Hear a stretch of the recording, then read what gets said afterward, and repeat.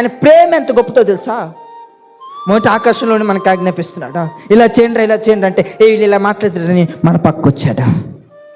మన పక్క వచ్చినా సరిపోవట్లేదని ఇప్పుడు మనలోకి వస్తున్నాడు. అది నేను ప్రకటిస్తున్న నజరేయుడైన యేసుక్రీస్తు ప్రేమ. ఎంత ప్రేమ గల దేవుడా!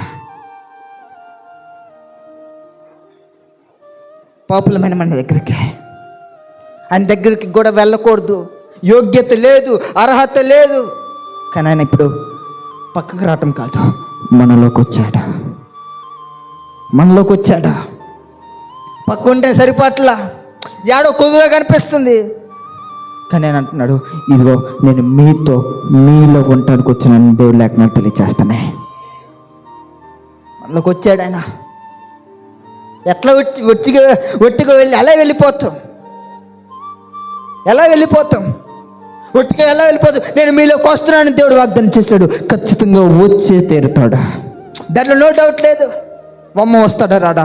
ఒక్కసారి నీ హృదయాన్ని తెరిస్తే, ప్రభువా నువ్వు నాలో ఉండాలని కోరుకుంటున్నాను, యెరూషలేమును పొందుకోకుండా వెళ్ళవద్దు అనుకున్నావు. ఈ రోజున నేను దేవుని మందిరానికి వెళ్ళే లోపల, దేవుని మందిరం నుంచి బయటికి వెళ్ళే లోపలనే ఖచ్చితంగా నీ ఆత్మాభిషేకం నేను పొందుకునే వెళ్ళిపోవాలి.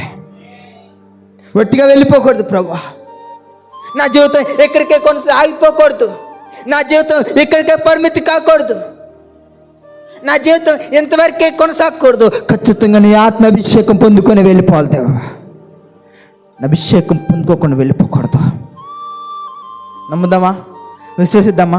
ఈ రోజున ఈ యొక్క పరిశుద్ధాత్మ కొడుకు నుంచి బయటికి వెళ్ళే లోపల ఖచ్చితంగా ఆయన అభిషేకం పొందుకొని బయటికి వెళ్దాం. ఆమేన్ చెప్పగలుగుతారా?